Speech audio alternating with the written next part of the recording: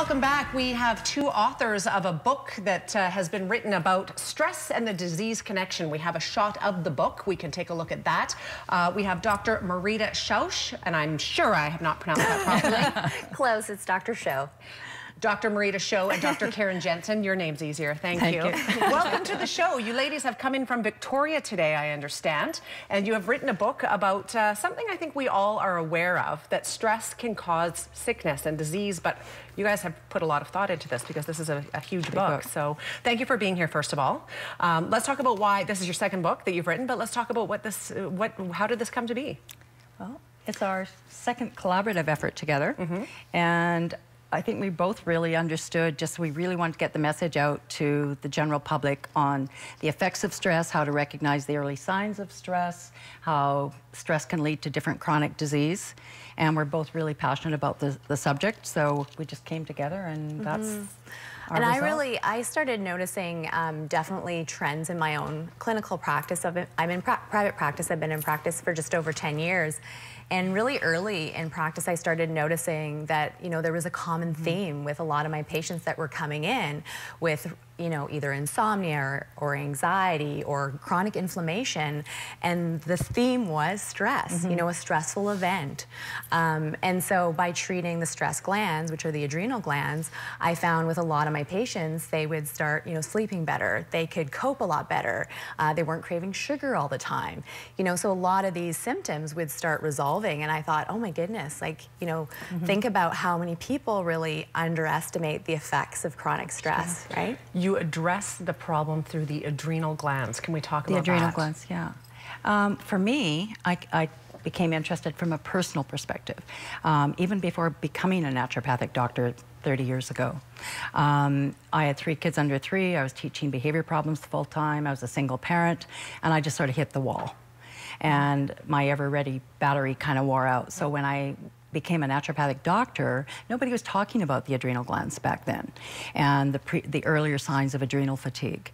And so I started recognizing it in my patients as well, and realized that it's really at the root of most disease. Like the Center of Disease Control actually says that 90% of all illness and disease is stress related. And so I'm sure we can both attest to that in our own practice. And most people don't even recognize what a lot of the stressors are, actually.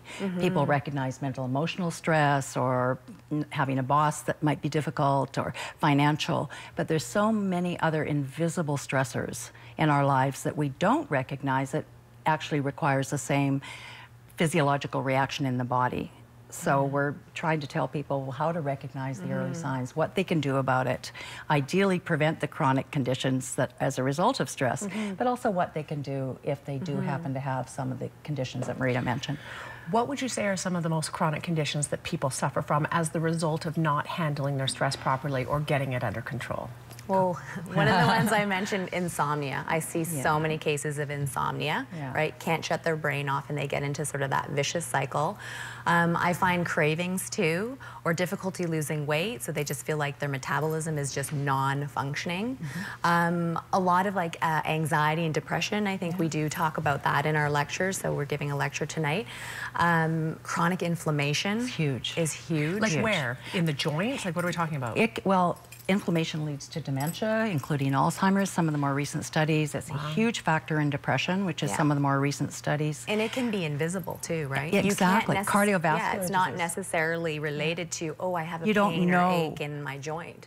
You're lucky if you do recognize it, actually, if you do have the inflammatory reaction and it represents pain. I wouldn't think at all that that was stress related. Cardiovascular disease, huge. Inflammation is #1 factor. And people are stressed out these days. Somehow, as we go through the decades here, things have just gotten so busy. People's lives are so busy and so stressed out that I can only imagine that this is going to become a bigger problem as we go along. Yeah. And absolutely. Statistically too, like Marita mentioned, anxiety and depression, the statistics show that the age group that are most profoundly affected are the young people, 20 and 30-year-olds, for anxiety and depression, which is mostly stress related. And you think, really? what you think as adults, you know, with family and work and like all the responsibilities. All the responsibilities. You think, oh, it hits, you know, 40s, 50s. But not so much. But yeah, and I'm seeing it firsthand in practice as well. And insomnia, 1 in 7 people in Canada. 20s. Yeah. Yeah, I think we've all suffered from insomnia at some point in our lives. But if you have chronic insomnia, that is just a, from what I've experienced in my life, it just makes everything else worse. It's debilitating. Because it is debilitating, because that is the foundation of everything. And if that goes away, then you're just going to catapult into other problems. Well, and the other thing, too, we talk about tonight at our lecture is with insomnia, cortisol, the main stress hormone, causes insomnia. But insomnia itself is a stressor and causes elevated cortisol. So once you're on that wheel, it's a negative feedback. It's just this vicious cycle that, you know, you have to do everything you can just to sleep and get off that cycle. Tonight at Nature's Fair, of course, in Sahalee, you are putting on a seminar. It's at 7 o'clock. I think it's for a couple of hours. You are inviting people to come down and listen to you talk a little bit about this book and some of the things that you talk about in this book. Where will you go tonight in those 2 hours? What will we talk about?